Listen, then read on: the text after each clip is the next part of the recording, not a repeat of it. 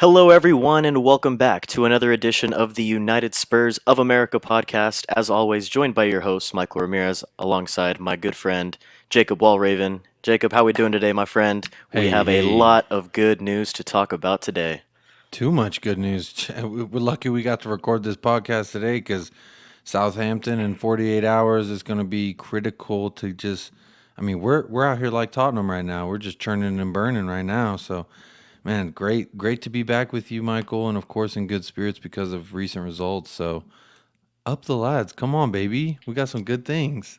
Up the lads indeed. Coming off of a 2-1 Carabao Cups quarterfinal win over the West Ham Splammers, as Jacob likes to call them, we are through officially into the semifinal round of the Carabao Cup. That will be over two legs against Chelsea. The first leg will be away on January 5th. The second will be later in the month in January as well. And it will also be two of three times that we will play Chelsea in the month of January. Fun fact for you there. But regardless, coming off of a very, very good Carabao Cup win against West Ham, Tottenham come into Tottenham Hotspur Stadium, try to defend their home turf against Crystal Palace FC, and they did so handily. Tottenham 3, Crystal Palace nil, and even a Wilfried Zaha red card to put the cherry on top of a phenomenal performance under Antonio Conte for Tottenham Hotspur. Goal scored by Harry Kane in the 32nd minute, Lucas Moura in the 34th, and Sonny to round out the scoring in the second half, the 74th minute to be exact. It was a hectic 10 minutes, Jacob, in the first half. I would say from about the 30th to the 40th minute. We'll get into that a little bit later, but first off, the starting 11. There was some rotation from the last match in the Carabao Cup to this one today. We are recording this on Sunday night in America. Hugo in net, Emerson Royale at right wing back. Interestingly enough, there was a change into the back three. Sanchez was playing on the right hand side of the three center back formation with Dyer Call it the playing in the threesome. middle. Call it the threesome. The Come on. threesome, the threesome. Dyer playing in the middle, and surprisingly, Ben Davies did not start at left center back. It was actually Japhet Tanganga. Dang. Um, Sergio Reguilon rounding it off at left wing back with the usual normal midfield of Pierre-Emile Højbjerg and Oliver Skippy, and Lucas, Sonny, and Kane rounding out the attack. First of all, man, three goals from all three attackers. Let's start there. How did you evaluate that performance, and what were some of your thoughts as well when you first saw the starting 11? First saw the starting 11. I mean, I was a little sleepy, so I'm not gonna lie. It was kind of early. Happy holidays, Merry Christmas, Happy Merry Hanukkah, whatever you Christmas. be celebrating out there. So for me, I had a late night last night. Got a little turned up, so I was a little sleepy, but I wasn't gonna miss my game. You know what I mean? So I had to wake up. Hmm. Saw the lineup, and I saw Tanganga, and I'm not gonna lie, my eyes and my ears opened up just a little bit, and I love Jaffet. If you've listened to any pod on this, any episode really from this podcast, we love some Jaffet Tanganga. So for me, I was really excited, curious. Hope Ben Davies is okay. He's been fucking killing it for us lately. So it's really just a matter of what I felt. I was really happy to see Tanganga go out there, especially against Crystal Palace, because as we all know, he got the two yellow cards against Crystal Palace when he was tearing it up, got suspended, and came back, just never really quite looked the same. So it kind of derailed his season, if you will, that game. So for me, this was huge. He went back out there. And who else but Wilfred Zaha gets sent off for their team? I mean, Hmm. what poetic justice. The football gods love us because we have Antonio Conte. That's the only thing I can think of. I mean, what the hell, dude? How is it Zaha, the guy who instigated everything with Tanganga, who got Tanganga sent off the first time when we lost, what was it, 3-0, right? Yep. Yep. We're And even now. We got you bring red you, and 3-0. you bring up a great point. This was pretty much an exact reverse swap, if you will, from our first matchup with Crystal Palace away at Selhurst Park to this one now at Tottenham Hotspur Stadium. You mentioned it already, Jacob. 3-0 at Selhurst Park. It was, I would say, what in your opinion, would you agree that it was kind of the beginning of the end of the Nuno era? I think that was kind of where everything started to kind of fall apart. I mean, I think that was the first of the three or four just embarrassing Yeah. defeats that we took. And it was kind of like, at that moment we were up 3-0 against I mean, we were perfect under Nuno. He just won manager of the month. I was feeling pretty good. And yeah, for me as a fan, kind of watching what Nuno was doing with our club, it definitely felt like this is the beginning of the end because it's just things aren't going right. I mean, I didn't think we were going to pick up Antonio Conte. I'm not going to go and say that, but man, it just seemed like this is a sign of the ship getting righted. Next thing I want to embarrass Chelsea. I want to embarrass Arsenal. I want to embarrass everybody who came at us. And you know how sweet it's going to be when we play Manchester United next? Because, I mean, it's going to be sweet. It's going to be sweet. But man, a lot of justice.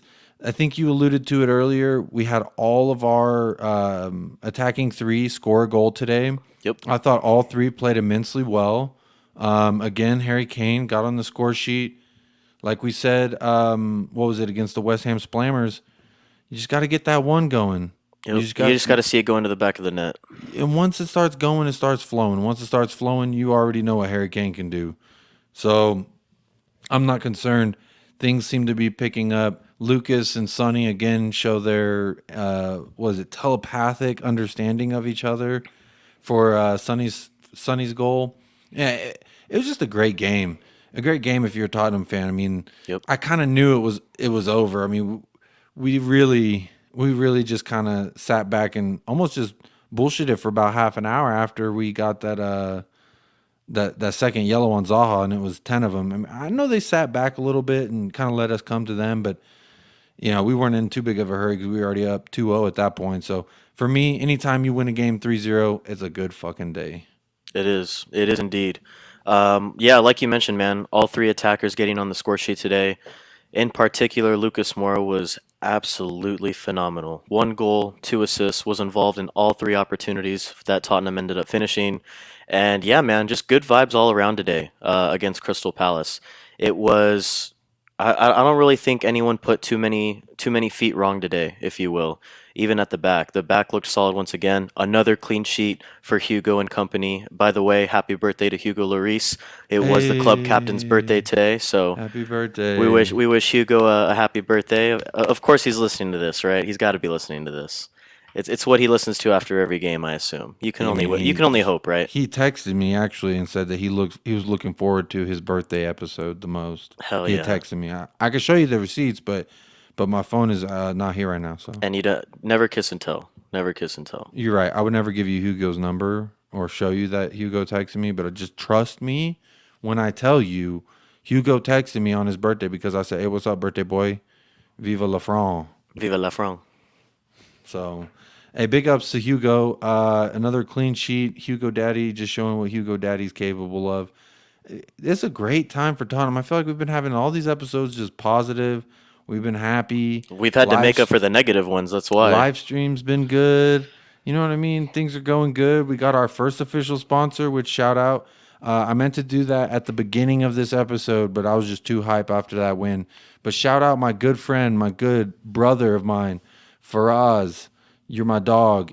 He is our first official supporter of the podcast. If you're interested in supporting this podcast in any way, financially, we have an Anchor set up. That is also another distributing platform for the podcast that we are on now. So if you digest your podcast via Anchor, thank you for listening. This is actually going to be our first official episode to be published via Anchor. And there's also a really cool feature they have there. You guys can support us. There's a little button, support. You sign up for like a little monthly deal. We'll shout you out. We'll once we start getting some more guys get in there, guys and gals, whoever you are, if you want to get in there and support. Once we start getting some more, we're going to do some raffle giveaways. We got some merch on the way. We're gonna, just a lot of big exciting things for the pod. So Spurs are doing good. The pod's doing good. We got our first official sponsor again. Shout out Faraz, my good buddy. I'm not gonna put your whole name out there. I don't want people googling you, but shout out my buddy Faraz. You holding it down. First official sponsor of the show. Every episode from here on out, we're gonna have to shout him out. At least at the end. At the end, we're gonna try and make sure we give shout outs to all our supporters. So thank you again for just listening to that little plug right there. Massive big ups. Massive big ups to your boy. Yeah, man, good vibes all around. Our very first sponsor, another clean sheet, Hugo's birthday, and come on, man, I got to bring it up. Harry Kane scores his ninth Boxing Day goal in his career, in which is now the most in Premier League history. What can you say about the man? What What can you say about the man? He's back, baby. what can't you say about He's the back, man? baby. He's back. Yeah, official. Obviously, Are you calling it I'm official? calling it right now. I'm calling it right now. Okay. That's back to back, what? Back to back Premier League games and three in a row, right? Three in a row, back to back Premier League games. Yeah. Yep. So he's on a roll now, three in a row in all competitions. We got Southampton next on Tuesday. Lord knows he loves scoring against Southampton. On his good days, I'm expecting nothing short of world class finishing from Harry Kane in just a short 2 days time for Tottenham. But And we pulled anyway, them off early. Pulled them off early we too. did, So which was key. save them legs. Hopefully you can get a brace or a hattie against Southampton.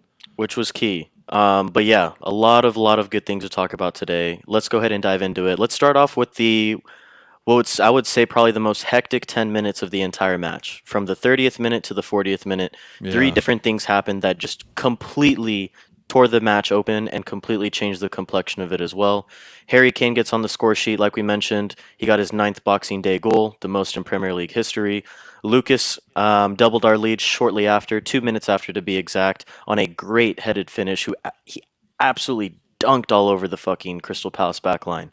Incredible. And then in the 37th minute, like we mentioned, Wilfried Zaha actually gets sent off for his second yellow card in what? It was in within what, 15, 20 minutes of each Mm-hmm. other? Yep. Really, really quick. And it was funny that you bring it up, Jacob. The Japhet Tanganga double yellow that turned into a red card last time against Crystal Palace. That was in short succession as well. It was kind of like back to back, bang bang play where you got one yellow card 1 minute and the next you get another and you're sent off, and that's exactly what happened at Tottenham Hotspur Stadium. Wilfried Zaha gets two yellows, which turns into a red. He gets sent off in the 37th minute, and from there, I mean, what can you say? Antonio Conte, 11v10. He ain't gonna lose that matchup.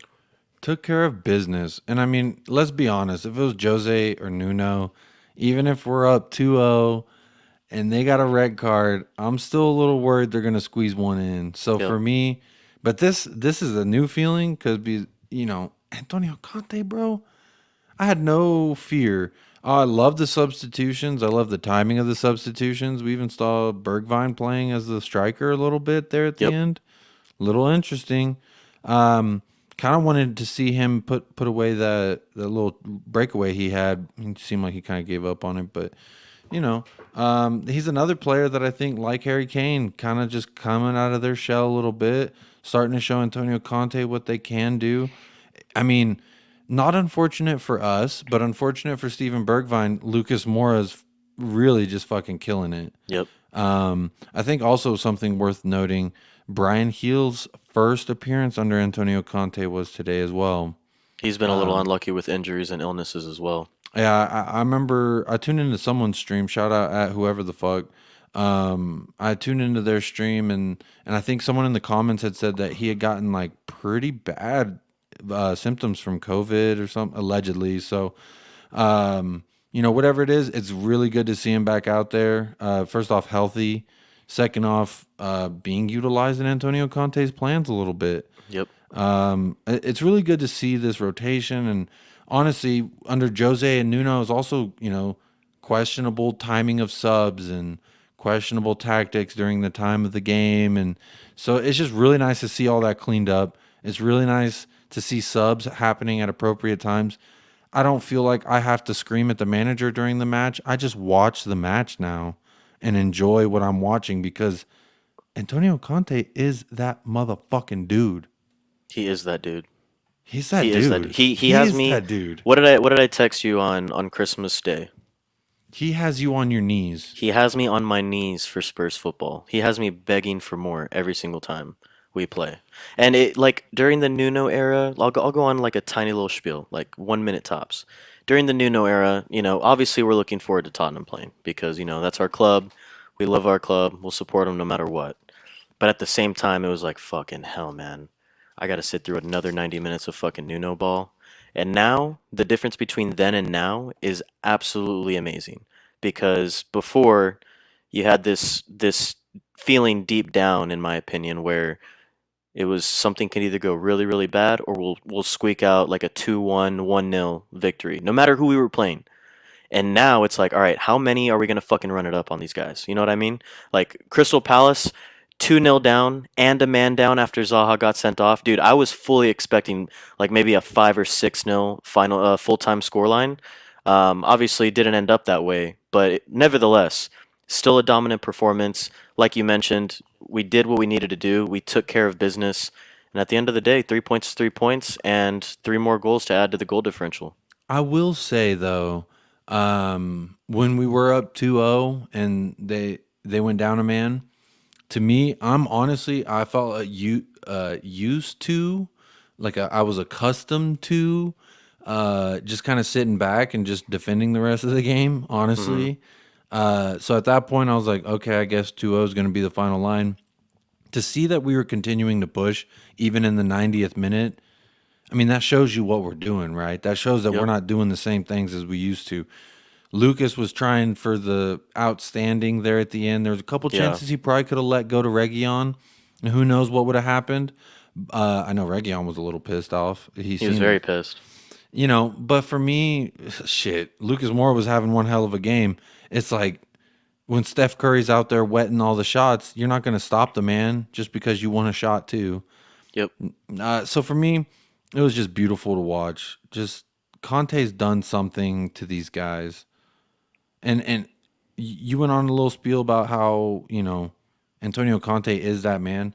I will say over the holiday break, I mean we got another holiday coming up, but over this most recent Christmas break, I got a little inebriated. I will be very frank with you.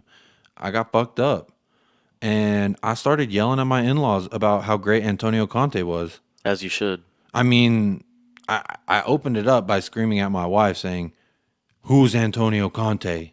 You better tell everyone in this house who Antonio Conte is." She's like, "He's the Tottenham Hotspur coach." No, he's daddy. That's what he I is. said, "He's everyone's grandfather." No, I didn't say that, but I did go on a big spiel about him, and we were undefeated in the league with him. I mean, I was telling these people, he liked my post on Instagram. I told him how we're pretty much friends. I'm gonna live off that, that he liked my comment. Also, I commented on his Christmas post. He didn't like that one yet, but it's coming. It's It's coming. coming. I know we wanted to keep this episode a little bit shorter. Just a quick heads up for the people who are listening, but let's dive into Lucas Moura, man. I feel like we have so much to talk about Lucas. Obviously, like I said, 2 assists, and he did get on the score sheet. A fucking he basically hit the ball with both of his domes for his Mm-hmm. goal, for his Mm-hmm. headed goal over the poor Crystal Palace defender. I can't even fucking remember his name. That's how much of a bum he was. I believe it was Tompkins, if I'm being correct. I can't He remember if it shall was be Tompkins or nameless. Anderson, but He shall be nameless from now regardless, on. he is Lucas's son. That's what I'll call him. Lucas dunked all over his newly adopted son in the 34th minute. But yeah, man, absolutely brilliant. In my opinion, I think it was probably his best Premier League performance since his hat trick against, I think it was Fulham, late 2019, right after he scored the, I believe it was, yeah, I believe it was after the Ajax hat trick in the semifinal. I think it was the first or second Premier League game after that. I can't remember exactly, but I think it was Fulham where he had the first hat trick in Tottenham Hotspur Stadium history. I think that is probably his best performance since then. That's how good he truly was on Sunday against Crystal Palace. I Like we don't. said, 1 goal, 2 assists. He was absolutely phenomenal. No, I not to discount anything, but he's had some really good performances over the past couple of years when we haven't been that good. That I think go a little bit overlooked. I mean, hell, even this season, that fucking juke in the cock rocket. I don't even remember who that was against. I think stat line wise, though, I think this was probably his best game since his first hat trick in the new stadium. I guess I'm just.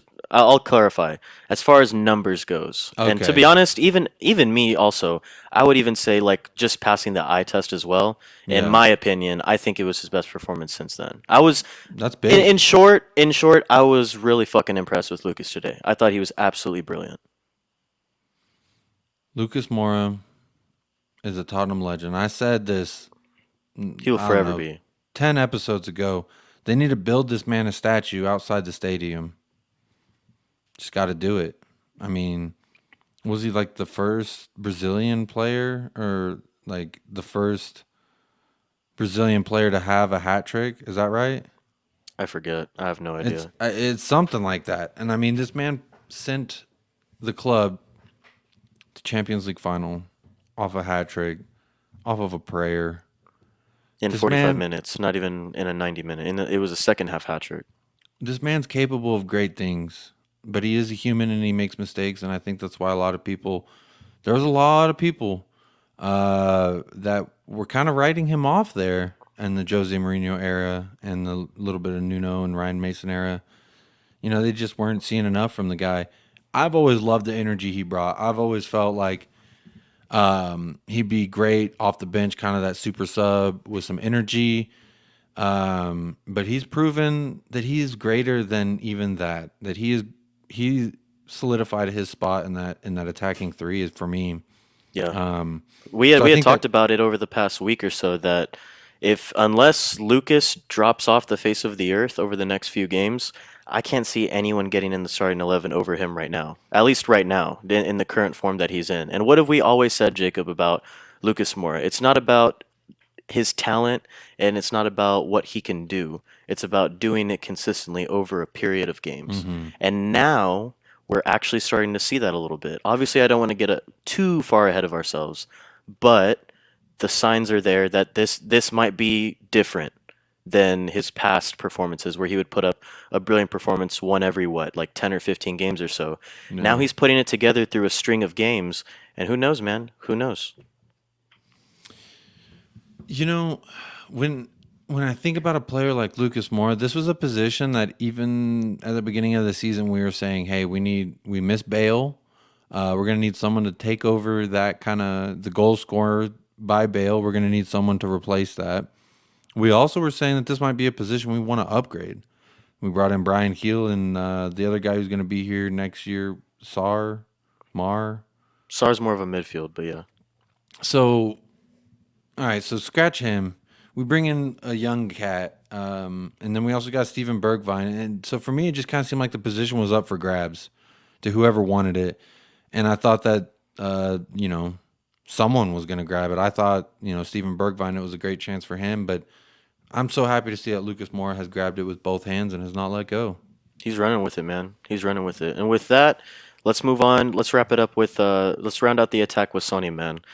It's a game of nines today. Obviously, Kane got his ninth Boxing Day goal, the most in Premier League history. Hyun-min Hung, Hyun-min Dad, Hyun-min Son gets on the score sheet once again for Tottenham in the Premier League this season. That's his ninth of the year. And it came at a time where it wasn't really needed, but regardless, it was a beautiful finish. Lucas with an absolute beautiful cross into the box. Sonny tapping it in with his quote unquote weaker left foot, even though he doesn't have one. A weak foot that is. He does have a left foot. He's got three legs actually. I was going to say he's got a middle foot too. Yeah, he's got three legs. But regardless, man, ninth Premier League goal for Sonny this season. I'm just gonna let you take it away. Young Min Daddy. This man here, he is a legend. He's a walking legend. He's my idol. He's my everything. He's my father. I love Young Min Son. He just delicately puts a little on that Hmm. delicious delicious cross from Lucas there. Just pure class to just kiss it right in. Yep. Keeper stood no chance. And for me, when Heung-min Son scores, the whole fucking squad scores because you see the celebrations when Son scores. I mean, it's Spidey Son. absolute scenes. So for me, I fucking love it. He's our leading scorer. You know, I would love it if he could catch up to Mohamed Salah. Now, is there any chance of that happening? Probably not. But hell, it looks good, and I love me some Heung-min Daddy. So, the more we keep seeing the Spider-Man thing, the more I'm probably gonna not want to see it. But you know what?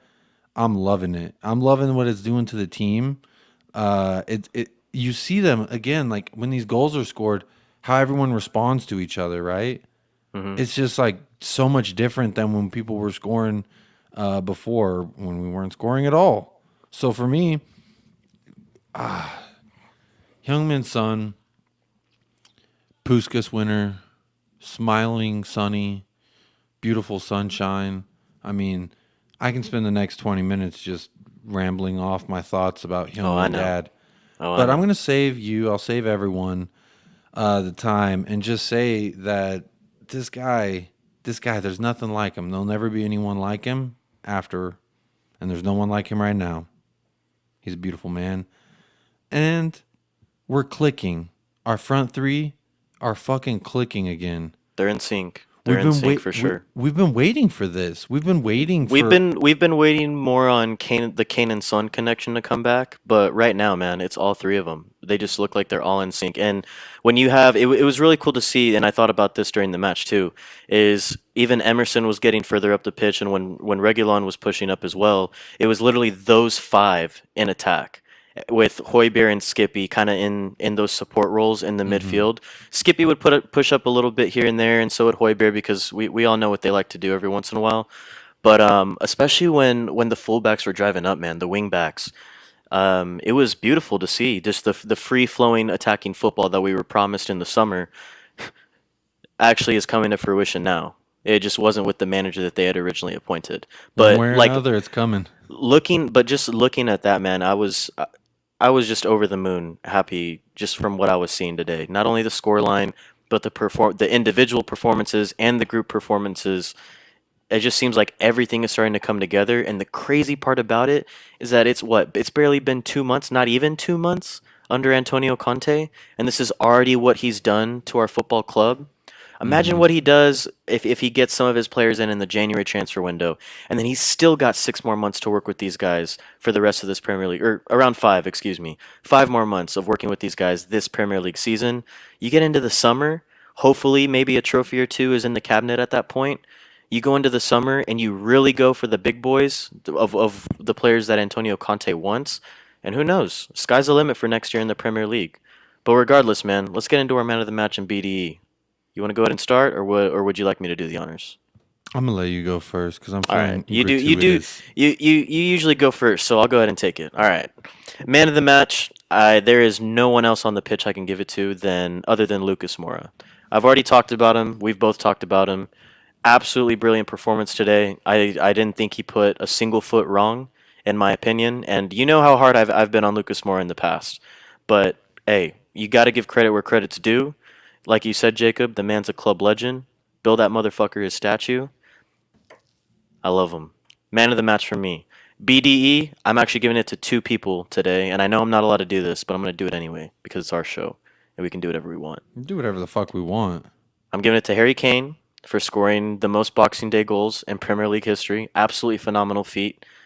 And I got to give it to Antonio Conte, man. Just for the what he has done for our club. I think it just kind of hit me all at once today for some reason when the full-time whistle blew, where I was like, God damn, this guy has transformed our club in less than 2 months. And it's incredible to watch. So for me, man of the match, Lucas, BDE, Harry Kane for scoring that Boxing Day goal, and Antonio Conte for what he's done thus far for Tottenham Hotspur Football Club. I just want to comment on the fact that Antonio Conte is living, walking. Like, there's not a day that goes by he is not exuding BDE. Hmm. Let's be honest. So I feel And like we're not Antonio. talking about Ben Davies' energy either. And that's a shout out to Cody Mack. Love you, Cody. Thank you for supporting the pod and the live streams. But also, thank you for ruining BDE and giving people an out. It's not Ben Davies' energy. Ben Davies has a little bit of BDE. He's got more than he did at the beginning of the He season. does, he does, he does, he does. But for me, man, I'm gonna have to pick man of the match. Dude, you can't say it's not Lucas Moura. Yeah. Like, you can't not pick Lucas Moura. Okay, so I'm going Lucas Moura as well. My BDE, and it's gonna be a little lame because I just love this guy, and I think it was great what happened today. I'm going with Hugo Lloris. It was his birthday. Clean sheet. Clean sheet Di- on his He birthday. didn't have to do too much, but you know what? He did enough to get a clean sheet, and on his birthday, no less. I mean, that's just massive BDE. He probably went to dinner later, with just laid it on the table and said, Yep. "Excuse me, All three legs. seating for three." I love the guy. Happy birthday, man. He's got my BDE of the game. But yeah, Lucas Moura. I couldn't. I tried to think. I was like, who could I give man of the match to that's not Lucas Moura? And it's just Uh huh. impossible this game. The man No, had yeah. 2 assists and a goal. Like, get in. Well, it's definitely a pride performance and an optimistic outlook with the upcoming schedule ahead. Up next, Tottenham, like we mentioned. Really, really quick turnaround. Play again in Mm-hmm. the Premier League on Tuesday at Southampton at St. Mary's Park. And then after that, we actually play on a Saturday, believe it or not. We're used to Sunday morning matches here in America, but we actually play on Saturday, New Year's Day, against Watford. That is also a road game in the Premier League as well. And then next Wednesday, our Carabao Cup run continues at Chelsea, at Stamford Bridge, Wednesday, January 5th. That's going to be an absolute banger of a match, and I cannot wait for that. But we got to take care of who's in front of us first, Jacob. And up next, we have a quick turnaround against Southampton on the road. But like you mentioned, Harry Kane did get subbed off early on in the match, or not early on, I guess, early on in the second half of Mm-hmm. the match today, which is a really optimistic outlook for his chances to start on Tuesday as well. I'm fully Mm-hmm. expecting him to start along with the rest of our usual starters. They'll get a little bit of rest until Saturday against that Watford, the Watford opponent that we have on Saturday, like I had mentioned. But regardless, man, we got a lot to look forward to this week. Hopefully, 6 easy points to pick up in the Premier League, regardless if it's home and away. Excuse me. But yeah, man, looking forward to it. I know this is a little bit of a short pod, but Yeah. like you mentioned at the beginning of the pod, man, just like Tottenham, we're churning and burning. Moving on to the next one. Churning and burning. It was a shorty, but you know what? Sometimes these episodes, especially when we got these games back to back, we want you to listen to the whole episode. We want you to listen to the episode that comes before and after this one. So, just in the essence of everyone's time, we got a lot of quick turnarounds. Quick turnaround for our listeners as well, if they're going to listen to both these episodes, today's and against Southampton. So, again, big up to whoever's listening, wherever you're from, wherever you're living, however you're feeling. We love it. And thank you for supporting the pod. Thank you for supporting the pod, and thank you for listening to another edition of the United Spurs of America podcast with Michael Ramirez and Jacob Walraven. Please follow us on Twitter, Spotify, and YouTube as well. We're active on all those channels. Please continue to engage with us there. You guys have been absolutely phenomenal, and we do have another live stream this Tuesday. Remember, we have a Mm-hmm. new day. It's not Fridays anymore. It's Tuesday at 12:30 p.m. Mountain Standard Time, 7:30 p.m. UK time if you're listening overseas. We do have a pretty nice following overseas in the UK, so thank you guys so much for listening there. Thank you Mm-hmm. guys so much for the support. And you got anything else for the fans out there, Jacob?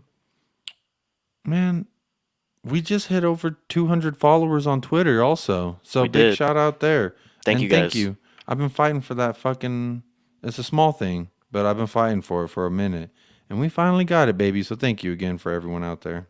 We're growing and we're loud and we're proud, definitely. And we can't thank you guys enough for the amount of support that we've gotten since we started this journey in mid March. But we do it like we said. We got a quick turnaround. We will see you after the Southampton match on Tuesday night if you are in the UK.